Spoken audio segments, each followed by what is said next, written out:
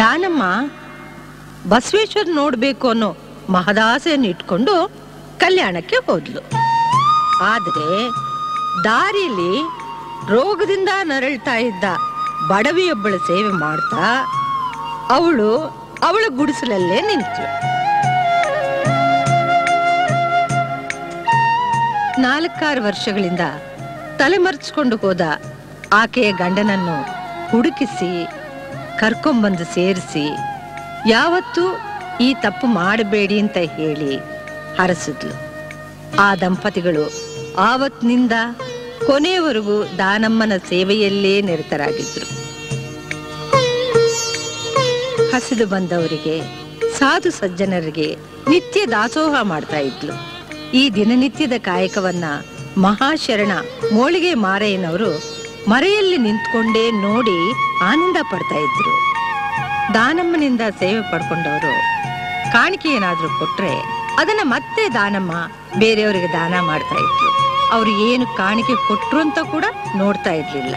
ಅವಳು ಬೇರೆಯವ್ರಿಗೆ ಕಾಣಿಕೆ ಕೊಡೋವಾಗ ತಾನು ಏನು ಕೊಡ್ತಾ ಇದ್ದೀನಿ ಅಂತ ಕೂಡ ನೋಡ್ತಾ ಇರ್ಲಿಲ್ಲ.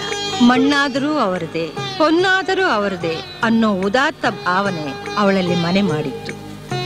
ಆ ಶಿವನ ಜೋಳಿಗೆ ಅವಳಿಗೆ ಕೊಡುವ, ನೀಡುವ ಅಕ್ಷಯ ಪಾತ್ರೆಯಾಗಿತ್ತು.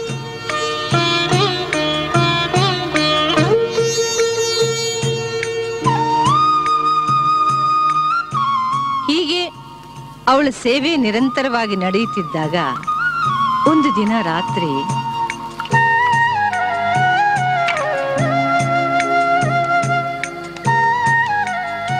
ಓ, ಕಾಶ್ಮೀರದ ಅರಸು ಮೋಳಿಗೆ ಮಾರಯ್ಯನವರು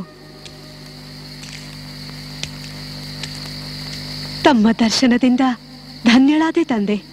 ಶರಣು ತಾಯಿ, ನನ್ನ ಪರಿಚಯ ಕಾಶ್ಮೀರದ ಅರಸೊತ್ತಿಗೆಯನ್ನೇ ತೊರೆದು ಕಲ್ಯಾಣಕ್ಕೆ ಬಂದು ಅನುಭವ ಮಂಟಪದ ಅನುಭಾವಿ ಶರಣರಾಗಿ ನಿತ್ಯ ನಡೆಯುವ ದಾಸೋಹ ಕಾರ್ಯಕ್ಕೆ ಕಟ್ಟಿಗೆಯನ್ನು ತಂದೊದಗಿಸುವ ಮಹಾಕಾಯಕ ಯೋಗಿ. ತಮ್ಮನ್ನು ಅರಿಯದವರು ಯಾರು ತಂದೆ? ಕಲ್ಯಾಣದಿಂದ ಬಹಳ ದೂರದಲ್ಲಿರೋ ಈ ಗುಡಿಸಿಲಿನಲ್ಲಿ ನಡೆಯುವ ನಿತ್ಯ ದಾಸೋಹಕ್ಕೆ ಸಾಕಾಗುವಷ್ಟು ಕಟ್ಟಿಗೆ ಇರುತ್ತಿತ್ತು. ಈ ಕಾರ್ಯ ನಿಮ್ಮದೇ ಇರಬೇಕೆಂದು ನನ್ನ ಮನಸ್ಸು ಹೇಳುತ್ತಿತ್ತು. ಇಂದು ಈ ಮಾತು ಸತ್ಯವಾಯಿತು. ಕಣ್ಣಿಗೆ ಕಂಡ ಕಾಯಕದಲ್ಲಿ ಕೈಗೂಡುವುದೇ ನಿಜ ನಿಜ ಧರ್ಮವೆಂದು ಶರಣರ ನುಡಿತಾಯೆ. ನಿತ್ಯ ನಿನ್ನ ದಾಸೋಹ ಕಾರ್ಯ, ನೊಂದವರ ಸೇವೆಯನ್ನು ನೋಡುತ್ತಿದ್ದೆ. ಈ ನಿನ್ನ ಕಾಯಕದಲ್ಲಿ ಇದು ನನ್ನ ಅಳಿಲು ಸೇವೆ ಲಿಂಗಮ್ಮ. ನನ್ನ ಹೆಸರು? ನಿನ್ನ ವಿಚಾರವೆಲ್ಲ ಗೊತ್ತು ತಾಯಿ. ಉಮರಾಣಿಯಿಂದ ಬಂದ ಮೇಲೆ ಬಸವಣ್ಣನವರನ್ನು ನೋಡಿಲ್ಲವೇ? ನೋಡಿದ್ದೇನೆ, ದೂರದಿಂದ ರಾಜಮಾರ್ಗದಲ್ಲಿ. ಆದರೆ ಅವರ ಪಾದಸ್ಪರ್ಶಕ್ಕಾಗಿ ಕಾಯುತ್ತಿದ್ದೀನಿ ತಂದೆ. ಇಷ್ಟೊಂದು ಆಸೆಯನ್ನಿಟ್ಟುಕೊಂಡು ಅನುಭವ ಮಂಟಪಕ್ಕೇಕೆ ಬರಲಿಲ್ಲ ತಾಯಿ? ಬಸವಣ್ಣ ನೀನು ಬಚ್ಚಿಟ್ಟ ಬಂಗಾರವೇನು? ಅನುಭವ ಮಂಟಪವೆಂದರೆ ಮುಕ್ತ ಮನಸ್ಸಿನ ಮಹಾಮನೆ. ನೋಡುವ ಆಸೆ, ಹಂಬಲ ಬೇಕಾದಷ್ಟು.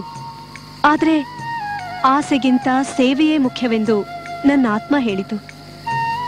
ಆಸೆ ನೆರವೇರಿಸಿಕೊಳ್ಳಲು ಇನ್ನೂ ಬೇಕಾದಷ್ಟು ಸಮಯವಿದೆ. ಆದರೆ ಸೇವೆ ಮಾಡುವ ಅವಕಾಶ ಕೈತಪ್ಪಿ ಹೋದರೆ ಮತ್ತೆ ಸಿಗಲಾರದಲ್ಲವೇ ತಂದೆ? ಬಸವೇಶ, ನಿನ್ನ ಸಮಾನತೆಯ ಕಾಲದಲ್ಲಿ ಅಪ್ರತಿಮರೇ ಹುಟ್ಟಿದರಯ್ಯ. ಬರುತ್ತೇನೆ ತಾಯಿ, ನಿನ್ನ ಅಭೀಷ್ಟೇ ನೆರವೇರಲಿ. ಶರಣು. ಶರಣು.